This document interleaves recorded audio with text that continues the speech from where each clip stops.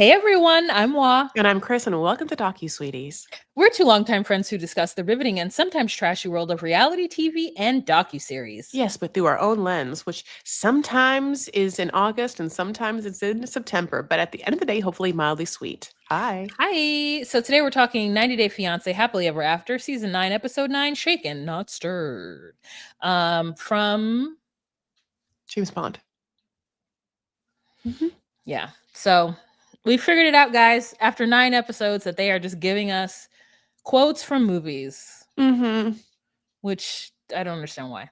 All right. So first couple that we have, or first, situations that we have is Yeah, situation is absolutely how I would describe this. Yeah. is Yara, Jovi, Andre and Libby, and those other two. So we have this really like hard scene where Jovi's like, "Hey man, will you take this flyer from me because my wife's making me give it to you?"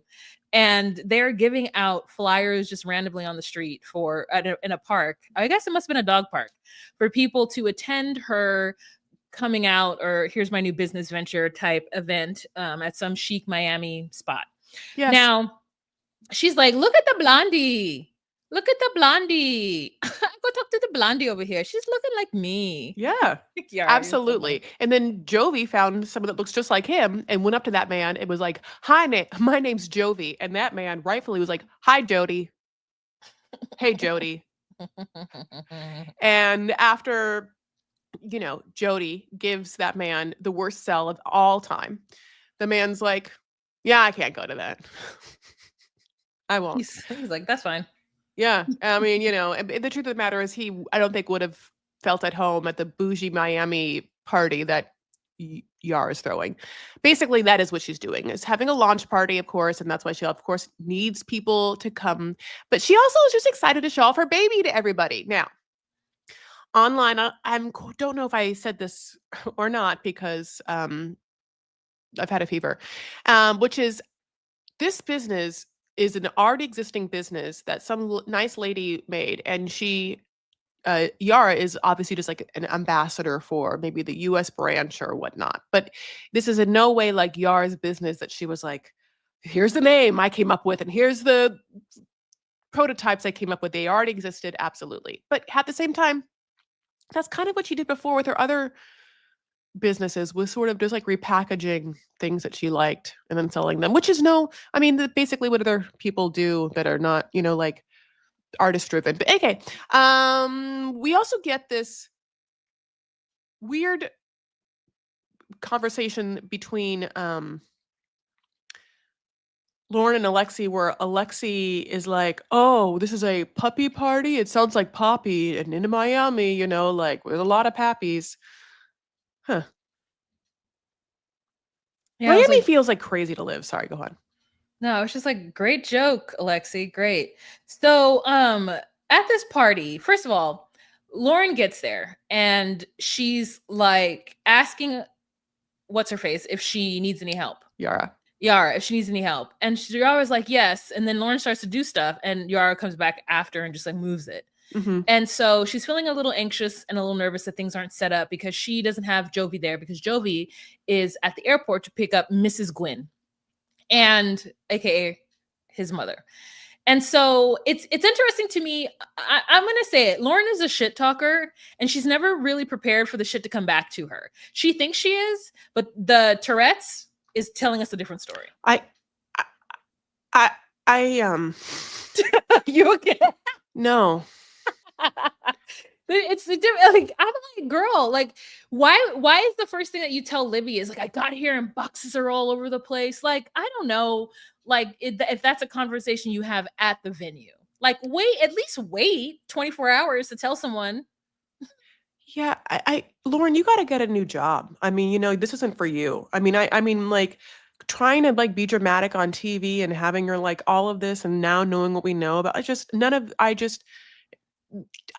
I mean, just from a human's place, it does feel like do your body some favors and like get off TV, But Yeah, it was weird. So Alexi gets there, and then Andre and Libby get there, and they first have their niceties and everybody's okay, and then Libby pulls Lauren aside to have a conversation with her about what was said at when the couples went to eat. And now then this is where Libby and gets on my nerves. She's like, why are people talking about me when I'm not there? And I'm like, girl, that's because that's the perfect time to talk about you. Like, what are you talking about? Like, they're talking about you because I thought the conversation about Andre losing $75,000 was going to come up, because that's really what happened.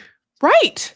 But that's not what Libby's upset about. Libby's like, you said my husband was horrible. And I'm like, Libby, he is. Like, Andre is a dick. And he lied to you about losing $75,000. Like, he's maybe not he's not the most horrible person in the world because you love him, but Andre is a dick. He fights with everyone in your family and has from the very beginning. He fights with people at the grocery store, I'm sure. So it's just like, girl, what is this conversation about? It's not about the right thing. It should have been more so about like, hey, I heard that you told that your husband told everyone that Andre lost $75,000, and I think that's really shitty of you guys to talk about our family's misfortune in that way, and like, without even coming to me first and like letting me know about it or whatever, like, or something. But it was more so like, you called my husband horrible. No, I didn't call him horrible. I just called him a dick. But I'm not gonna even, but then she can't even, God bless. She's in a full like manic moment, and they both should be off camera, I think. I mean, at first, I don't know. I just don't feel like I've enjoyed this like trifecta. And I also feel like Libby, who I basically would not be able to stand, is only made palpable but by people who I truly detest. And You mean Lauren or Libby? Lauren. Oh, okay, yeah. Libby, who I can barely tolerate. Oh, okay. Is made palpable by someone who I truly detest, which is Lauren. Okay. Yeah, like I guess, and I also wanted to rope Yara in and be like, Yara, why did you run back? Lauren should have been like, hey, Yara, did you go back and tell Libby that I was talking shit about her husband? Because that's what she thinks. So yeah, but like, Lauren can't, because she has no backbone, and Lauren's also like tweaking all over the place. Like, Lauren has to go home. I mean, they have to give her like a little like Ativan and take this woman home. I just don't get it. Like, I don't get why, like, I just don't understand why Yara is the problem, guys. This is all I have to say about it. Yara is the problem. You cannot be someone to run back and tell shit. Like, that is not okay. You being someone who like hears the drama and then runs back and tells the other person the drama, you are a shit stirrer. And you need to be dealt with accordingly. So that's what I want to hear, is like, I'm waiting for that conversation. And then all three of us, like, I'm sorry, Yara, did you tell him that I said he was a horrible person? Because like, I didn't say that. My husband said he was a dick. And then Alexi comes forward and he's like, yeah, I was the one who said it, so I'm so sorry, but he was being a dick. And then Libby is like, well, Lauren has told me a lot of stuff about you, and I would have never said that. And he's like, again, Lauren didn't say it. It was me. So, and whatever Lauren told you, say it then now. She's like, well, you body shamed her. Andre would never body shame me. And I'm just like, okay, but he would steal $75,000. Like, tomato, potato. You guys are in a relationship. Shit's going to happen. So like, why is this like, go ahead. I know. I think like that's why, yeah, it's like she was so mad at Lauren for saying it. She said and she thought was something worse. Yeah. And I'll be honest, like, I think it is. Oh, yeah. Because she, Lauren had to go and get like some free mommy makeover surgery because of however she felt about herself. So what Libby's saying is actually really like shitty. Your husband is so horrible. He's such a fucking dick that he made you feel so ugly and so disgusting after giving birth to his 3 kids that you had to get full body surgery for him even to look at you. Is basically what she said. And it is horrible. I mean, it is, but it's like, to me, the same of Andre doing whatever Andre has never made you feel terrible and great, but he's also like scheming behind your back to a certain extent and losing money and not telling you, and then trying to get you to live in Moldova and like other bullshit. So it's like everybody here has an issue, but for Libby to be like constantly feeling like constantly defending Andre as though Andre isn't a dick is weird to me. Yes, your husband's a dick. Yeah, my husband's a dick, but I love him. He's not a dick to me. He's my dick. Yeah. Like whatever. Yes, he's a dick, but he's my dick. Yeah, I mean, you're right. So then Gwen comes, and there's like, Alexi's trying to talk to Gwen, and like Andre's trying to talk to Gwen, and she's just like trying to take it all in and have a drink. And it was a weird segment, and we can move on. Oh, thank God. Okay, so let's get into much better situations. Um, Kara and Guillermo. So he has invited her to a weekend away, which we'll get to in a second, whether if that's actually true in the first part. So she pulls up, she's or in her little like getting ready, she's monochromatic. She's putting on like a floral oil that is like perfumed on her warm parts.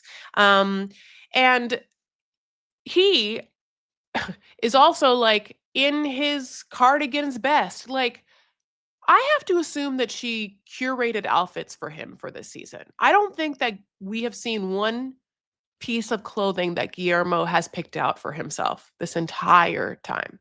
And later on, when they meet up and just so happens to be matching, wink, wink, do I think it's a coincidence, Wah? What do you think? Um, I think that Guillermo has style. Like I remember him from the first season, and he had style to me. So This I wouldn't style? This like older professor? That's what I'm saying. This older professor, let me read you from Proust style? have. That's what I'm saying. But it's also like fall wherever they are. They're both like feeling the seasons. Maybe they both have Pinterests and whatever. Okay. I take Okay. it at face value. I'm Okay. yeah, I take it at face value. So I found it hilarious. I'm like, do you not have a license, sir? Like, why did she drive? Right. Here's where I brought you. No, she drove there and picked you up. So like Yeah. you didn't. How there'd be no Wait, way for you to have. how did he get to the house? So he got to the house She somehow. picked him up from his No, house. no, she was in the house. He walked up to her home. We saw him leaving his stupid home. Did he Uber to her house? Oh, did he drive to her place and then she drove the entire way? Or something. Okay. Somehow he got to her. She opens the door and she's like, "Oh my God, are we matching?" And then she comes out and then he opens the car door for her and sits her in the driver's seat, then walks around to sit in the passenger seat. Yes. And I was confused. I was like, Yes. what is going on? What is going on? Maybe she's one of those people who get car sick and can't let someone else drive. And so she's just like, I have to be in control at all times. I'm that person, and you can be in the front seat. Like that only works if you're sitting in the back seat. You won't, Okay. She has questions as to why, he's accused her of cheating.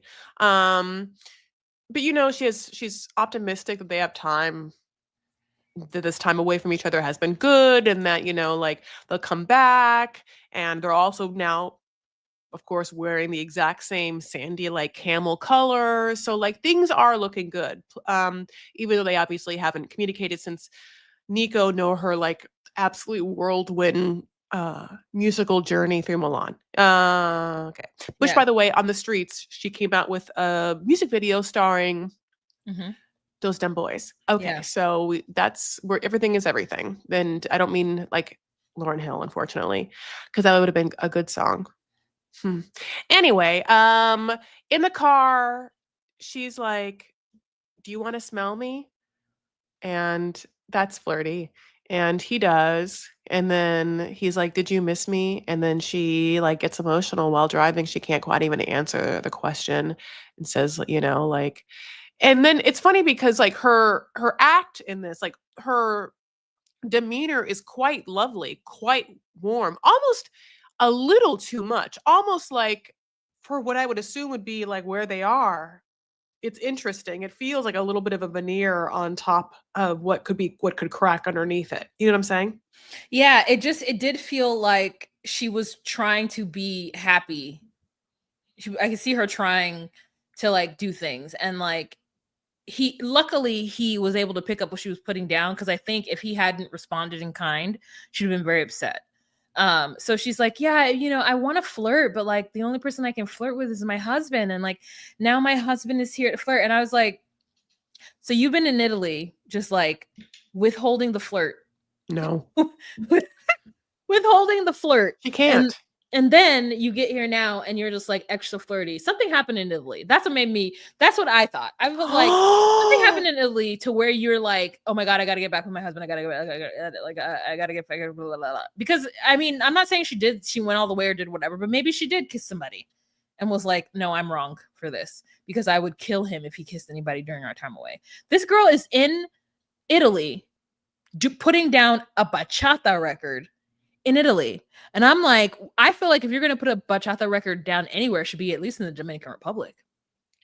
I mean, like in the place where the bachatas. It's weird that it's in Italy. So like whatever. And so yeah, so I'm just like, she is optimistic and feels like we've had enough time away to like, for what? I guess to like to keep what distance makes the heart grow fonder, whatever that nonsense is. If you love something, let it go. And if it's meant to be, it'll fly back to you. Okay. That's what everyone knows. Everyone knows and everyone says it. So they go to the vineyard and she's like, this is cute. It's cobblestone. And I was like, I like the outfit. I like this outfit. I'm okay with it. It's giving 90s though. It's giving early aughts. Yeah, early aughts. It's giving early aughts, but I'm like, okay. It's like Lizzie McGuire. It's kind of like, it's like a taupe-colored Lizzie McGuire outfit. They have beer and wine flights to this vineyard. It's super cute. Even she's like, this place is cute. How'd you find this place? It is cute. Southern Revere or something like that. They flirt hard. Like she's constant. Kara's been flirting like her whole life. Like she knows how to turn it on with them eyes, and she's like a saucy little minx. You know what I'm saying? Like she. Yeah, she's doing it, and I wanted to see him be more Rico Suave. It felt like he wasn't as Rico, and I was like, this is already your wife. Like you don't need, you could give us even more if you wanted to, sir. And I would ask that you do. Now they then go to the bedroom, and then they're like, oh, this is nice. Should we pop this up? It felt like they didn't know each other a little bit, that they're very both a little timid around each other. Yes, which I get because they want this day to go off. This time together to go off well. They cheers to Nico. And I'm like, I forget that they have a child sometimes. I forget that they are a married, established couple with a child because of how far they've taken their relationship back. That it just, she's like, we didn't talk. We only talked about Nico. And I'm like, ooh. Well, I'm glad though that they are now at this place, because to me, it felt like it didn't need to be as hostile as it was. Or it felt like it was. I think, like, would you have enjoyed a scene of them planning this together? Yeah.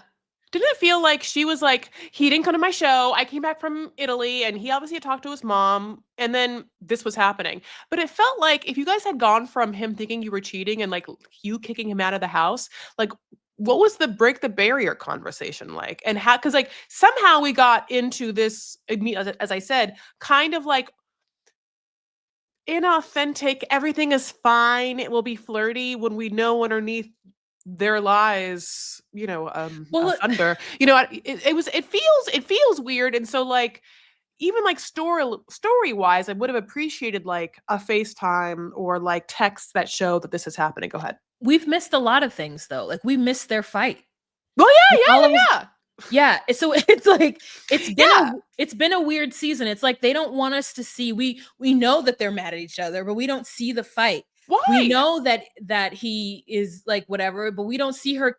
He's living in a separate room. We don't see him moving his shit over. We know. Why? And it's like just storytelling wise, you're right. Like there's so much that we miss. It's like we pick back up and shit has happened.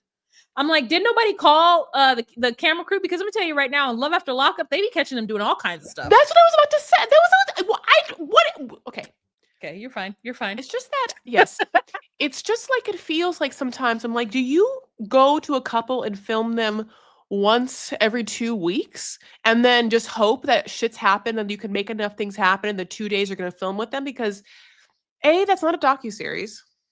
And B, that's not what makes docuseries good. And C, listen, we know that this franchise has gone farther and farther away from what it used to be. Because it used to be much smaller. Like things like happened in a kind of a slower, more organic way, and then when big things happened, it surely was like shocking and crazy, But anyway, having said that, it's not the world we live in anymore. With 90 Day Fiance, we understand that. But thusly, there we are. So basically, getting back to them. Do you want to think more about it ends in the room. They pop the champagne and they giggle, and that's it. Yeah. All right. Brandon and Julia. Brandon and Julia like really make me anxious, and I kind of am gonna ban. I don't want to see them anymore because I know they're pregnant. And it Right, and which I is feel like, well, that's crazy for the storyline. Did they should they say it it. they should not have told us that they were pregnant in real life until afterwards. Yes. What wait. Why on God's green earth? Because they just announced it Yeah. like this week.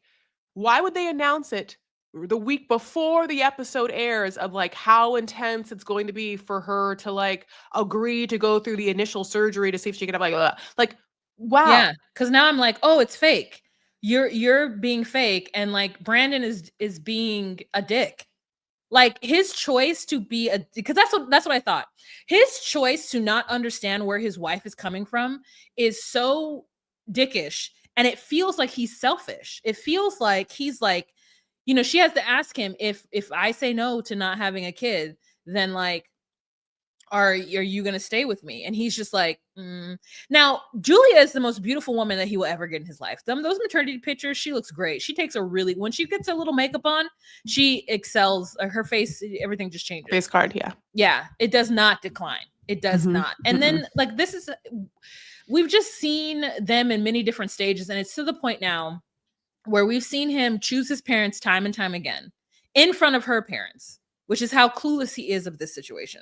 So let's just start at the beginning. So the parents are at her house and they're playing Jenga. I don't know if they've ever played it before, but I'm telling you, I haven't seen a small Jenga in such a long time. Every Jenga I've seen is large, or bigger than that. And so they're playing Jenga before breakfast, which is good for them, while she's making eggs for them. And they're like, "Where's Brandon?" And he's like, "Oh, Brandon went off to, his people." And they get their American breakfast, and Brandon comes home and tries to act like everything is okay. She pulls him aside and she's like, "No, you don't get to just do this. Like, no." And he's like, "I just said we needed some time because I was getting frustrated." And she's like, "Brandon, you don't get to do that, because if we have kids, you're going to be frustrated and you cannot just walk away from me." And he's just like, "Well, you need to chill." No. And I'm just like, again, no. Like this, they really make me uncomfortable as a couple, because listen, I know couples are like this in real life and IRL, but like, I don't want to see that. I don't want to see it. I feel like someone needs to be like, "Hey, Brandon, I get that this is your authentic self, but like, we don't want to see it, your authentic self. We want to see you supporting Julia and making it so that we're like, oh, she's crazy." Because right now I'm like, you're the reason why she's crazy. Yeah. No one on God's green earth is like, "God, good job, Brandon, sticking up with your mom, Betty. Yeah, this entire America sees that you've chosen the good side, and like this what Betty seems right, and like no one is. So like he's bananas for doing this, and he could also have drama if you needed it, like still having to like deal with his stupid ass, crazy ass parents. But also, I want to say that like I don't know if those, like, American scrambled eggs looked really, really good, but, the parents really, really liked it. I like bacon, but I think everything needed a little more seasoning. I didn't see any salt. I didn't see any pepper. That's totally fine. So, basically, now we have to see what we can get through really fast. I will say this. So, basically, this is what happens. Obviously, Julius has to have, a fertility treatment, so she's like, "Brandon, you're gonna go with me even though you're an asshole and you don't deserve it or anything I would ever give you from my womb, my uterus, like fruit. But here we are. We have to go tell my parents we're going to go get fruit, and we'll go here." So she does, and she goes to see these nice OBGYN ladies, and I will say that, like, this OBGYN seems so warm and so kind, and the way that she hugs Julie at the end, I'm like, "I love you." "Oh, good, I love you." "Oh, I can tell that you radiate warmth and light, and I just know that you're a good doctor, and I like wherever you are, I would just like, can you deliver my babies?" Um, Basically, she tells Julia that Julia's gonna need a procedure to kind of clean out some scar tissue and some, um, maybe some, like, different lymph, nodulars or whatever, and, that to do so they'll have to put her under. They'll go do this. It's a very common procedure, but that it'll make her fertility journey way more easy. And Julia, who, hasn't probably like had a lot of like experience in healthcare, is petrified to go under anesthesia, which is like so great. It's so interesting because like literally Darcy is being like, "What's wrong with it? I'll do it in any country," like Yeah, meanwhile, I yeah. know. Meanwhile, Julia's like, "No, it really scares me." And it some seemingly should. Like I've gone under anesthesia because I've had to get endoscopies like for GERD and stuff like that. And so it's always a little weird to be like is this thing that I should really be scared of, or because I could die from? And the answer is you can die at any time, which is so fucked up. Oh my Anyway, god, go I ahead. love it. No, when I What? had my fertility stuff, ooh, I was like, put me under, put me under, like laughing and kikiing. They loved me. The anesthesiologist is like, oh, you're gonna be great. I'm like, okay, let's see how long I can stay awake. They're like, do the ABCs. I'm like, okay, ABCD, wake up, wake up. Oh, EFG, no. Love it. I loved it. Especially if they're pushing me in the gurney and I'm like laying down and they're like, it's gonna take hold. I'm like, I'm gonna hold out. Like I love it. Mainly because like my brain is like a shit show normally. And so like any amount of drugs to help me like not have that feeling is like the best. But so for me, I felt, listen, my initial reaction is like, Julia, do you really want kids? That was my initial reaction because as somebody who did want them, someone just telling me all I had was like some palps, some palps, PULP, no, Polyps? polyps, telling me that I had some polyps and like just need a little, because I had that like that blue dye thing that she had, and it's terrible. It's a terrible experience. That's why I'm like, put me under at all times. They pump like a blue dye into your body, and then they track it and they see where the blockage is. My shit was blocked because of the millions of fibroids that I had on my uterus. Her shit was blocked for whatever different reason. They're like a pretty easy, whatever. And basically she's not like, she's having fertility issues, but it wasn't an insurmountable fertility issue. Mm-hmm. Because the definition of being infertile is when you've tried for a year without being able to conceive. And then that's when they offer you other options. But that doesn't mean you're infertile. That's just the clinical definition. In the same way that like being obese is a clinical diagnosis. Like sometimes it's not necessarily, sometimes the ideal state isn't where most people are. And so she has a polyp, or she had whatever. So like for her to be like, I can't, Brandon, I can't think about it right now, I could not relate to at all, because I was like, my situation was quite different. But as I was thinking about it, I was like, you know what, I don't know what her experiences is. I don't know what her experience is with healthcare. I don't know if she's heard the wives tale about people dying under anesthesia or getting too much or doing whatever. I guess it depends on the market you're in and where you are. Like I was really confident with my doctors in California to help me to get through this. And I would be confident with most doctors in Miami because of the amount of plastic surgery they do there. So like, I get it. But at the same time, he was so like not understanding from the very beginning. And I'm like, as the husband, your immediate job is to be understanding. Then maybe if she like, you guys can talk about it, she's like, I don't want pressure. I don't want pressure. So they pull over because he's like, you're being dramatic, Julia. Like he's trying to like bulldoze her into behavior. And I was like, you guys have been together long enough to know that you bulldozing her and bullying her into like feeling a certain way is not going to work. So why don't you try a different tactic, Brandon? Why don't you try being like kind to her? And so they pull over, she's crying and upset, and he doesn't hug her until like the very end. After Mm-hmm. he's like, you're overreacting. It's just a little procedure. Do you even want to have kids? And like, that was my thought too. Do you want to have kids? Because I feel like they're giving you a viable option and you're like, I can't. Yeah, I mean, she doesn't know, but she wants his support, and so they have a conversation before they go back in the town park, in a beautiful town park, whether his idea of support means being the way he is currently, or whether he will actually support her by not putting any pressure on her to do anything she doesn't want with her body. And so Braden does, so will America. Anyway, who knows? It's a joke. Ha ha ha ha. Okay, so let's move on. We have Let's move on. I'm gonna jump around, just go from fertility to fertility. Tiger Lily and Adnan, honey. She is now postpartum. And he's like, get me my baby. Get my baby to me. I want to see him. Oh, yeah, look at him. He's so handsome. Oh, so beautiful. Zayn, so much hair. She's like, baby. He's like so masculine. He's such a manly. He goes, my baby. That's why. Because I made him and now he's man just like me. You're just like, oh, what? Like what? Like first of all, this little screaming thing is not masculine. You know, like Yeah.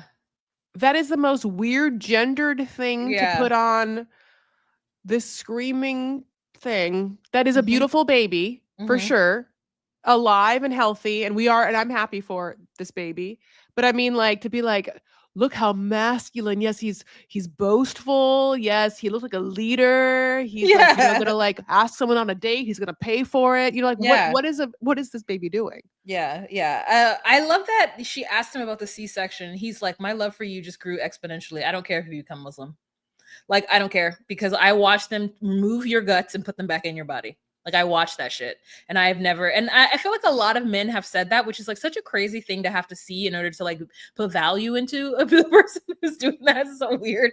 But he's like, yeah, I don't care about anything Tiger. I don't care. She walks on water. She can do anything.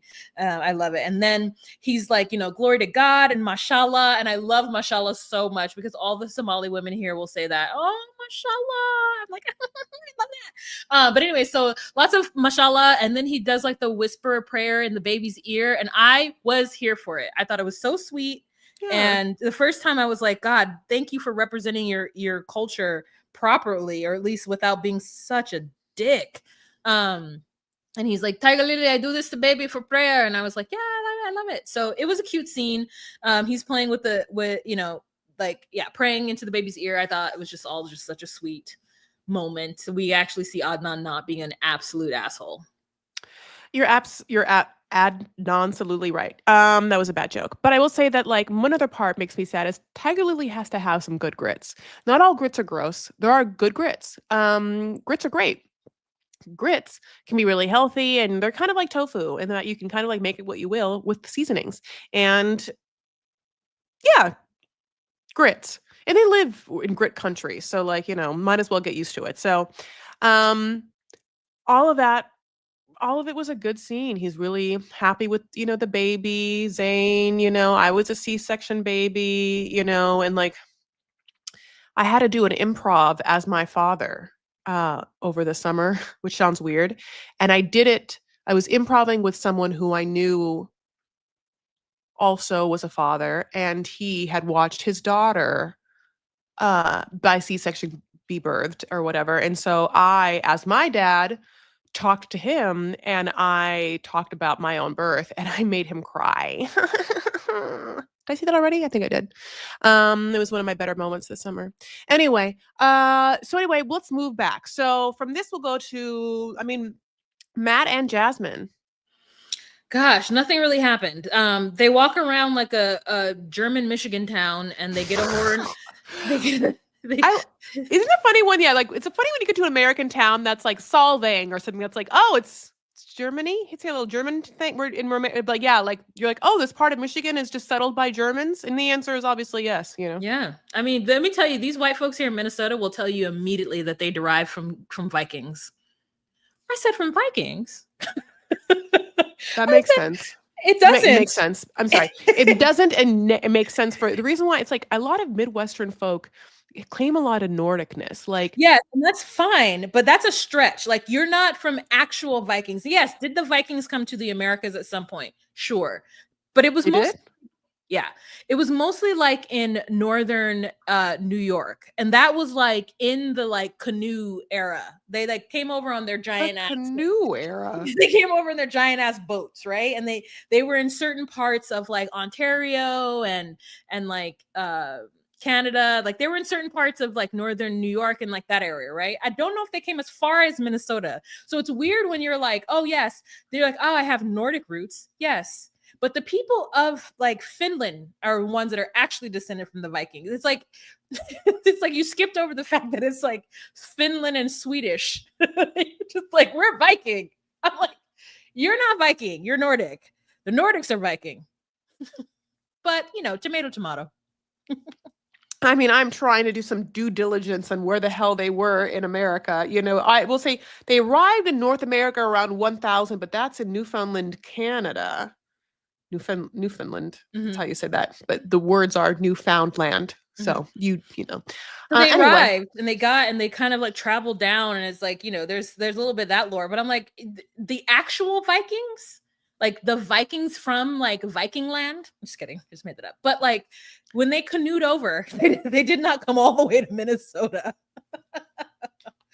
So it's funny that they're all like, yeah, we're from Vikings. And I was like, you are, I guess, by way of like the people. I don't know. So but they're all very tall. Jesus. They're all very tall here, these white men. I'm like, good for you. I mean, the only reason why, again, because I'll bring it up every episode, is like sister wives talk about Nordic shit a lot and they're like lore. And so I think that there is something about white Oh. middle America that like, yeah, trace their roots, which is, to anyway, God bless. Okay. So basically Jasmine, falls in love with Michigan, which is something that she couldn't ever, could never get her to do. Oh yeah, we're talking about them. Yeah, Is see the beauty in Michigan. She's there with her leopard like long jacket, coat, which I was like, that's cute. And then like walking on cobbled stones with again a pointy heel. They get in a carriage, a horse-drawn carriage. She is like, "Oh, your hair is like mine." Ha ha ha ha. And I was like, girl, like being made fun of for having braids and having everyone tell me the braids were horsehair when I was younger just like hits different than a woman who's like, "Yay, fake hair too," or "My fake hair looks like your hair," to a horse is like, what different experiences with accepting the horsehairness of one's fake hair. Like different experiences. Like I have the hair right now of like one of those there's like frizzy dogs that have thick hair like this, or like this side is easier to show, like I don't know, like maybe like it feels a little bit like King Cavalier at some points, like how King Cavaliers have like spanning. Okay. Oh, that's the kind of dog. Oh, I was like, kind of who's dog. King Cavalier? Go ahead. Okay. So let's move on to our last couple. Oh, wait. So they get into right, the sorry. horse, they get into the carriage. She starts to cry because Matt is like, you really need to let go of Gino. He produces a ring and she's like, I'm not ready to choose. Okay, now you can move on. We are. Okay, you can move on now. There we go. Does he know that she has other kids? I don't know. We all know. Okay. Darcy and Georgie. Oh my God, honey. They wake up. He's still sawing some Z's. And she wants him to wake up, which, like poor Andre. I'm sorry, Andre. Poor Georgie. She has, her face fully done. So she's already been up. Mm-hmm. Or she went to bed that way. Or she just like, yeah, or she just like sleeps with like some sort of all night setting spray that won't, and like Sleeping Beauty all night. Oh my gosh. That's what I heard Prince wanted Carmen Electra to do. When Carmen Electra was in a romantic relationship with Prince, she says that when she was in where you are, same city, that at any time during the night, he could come to her room or she would be summoned from her room and she better be ready. That's a kink. So anyway, she should have agreed. I mean, either she agreed to it or she didn't agree to it. And it sounds like she agreed to it. She did. And if you look at Carmen Electra during that time, no one had oilier makeup nor an oilier forehead than Carmen Electra during that time. And it must have been hard. You're gonna look her up? I know. And everyone else is too.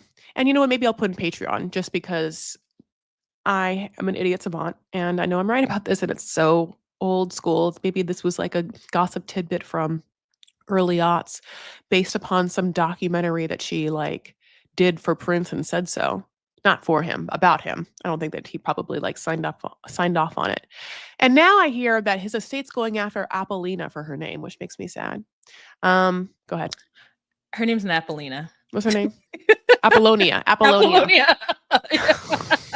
It says Carmen Electra and Prince were mentor and ex-boyfriend in the early 90s. Oh yeah. Okay. That was deep in his like king pocket. Okay. Mm-hmm. So anyway, basically he says while laying in bed that last night was really hard for him because the first moment that he got to bring a woman home, the woman being Darcy, who got a little too comfortable with his mom. So it was totally okay that I opened up about my heart and soul about something that's really bothering me to someone I just met because I don't overshare as a trauma response.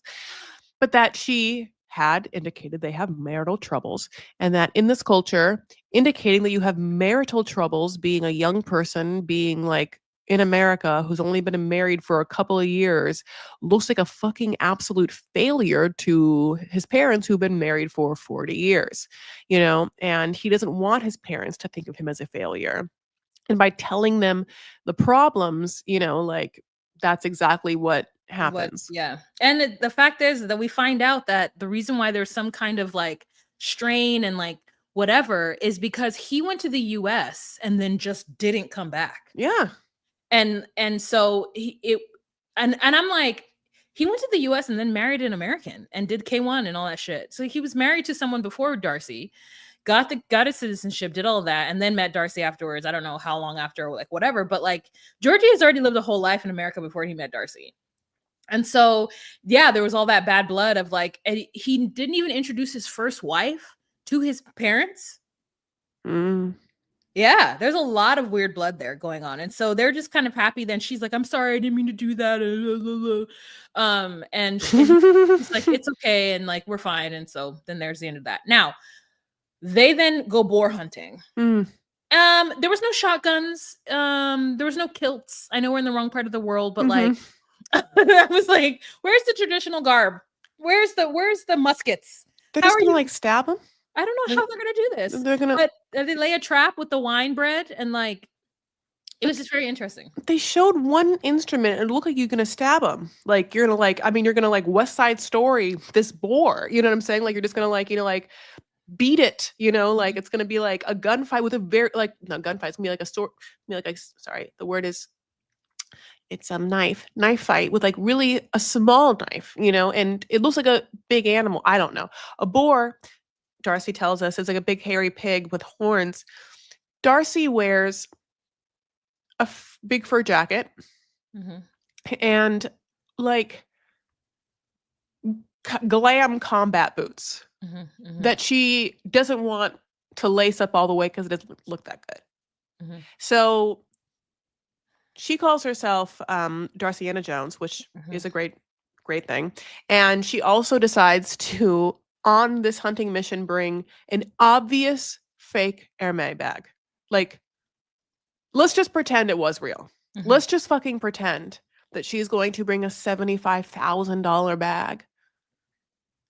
Because I think it looked like snakeskin or something to the forest of like Bulgaria or Bosnia or wherever they are, God bless. And I just can't, I can't even imagine. And it's like so wild for like, but you know what I will say that it is like perfectly on brand for who she wants to be, which is like an over the top biddy now. Like she wants to be known as like doing the most, like she doesn't want to be shown as someone who like is vulnerable or like is part of a couple. Like she really does want to be like Darcy, and then whoever Darcy's with is like second fiddle, including and for sure Stacey, if that's if Stacey's in the room, Oh, it's crazy. They talk on the way there. They talk about the wolves that might come out, and she's like, wolves, and he's like, yeah, we're going to a forest, a forest where there are wild boars, and you look like you are prey. Yes.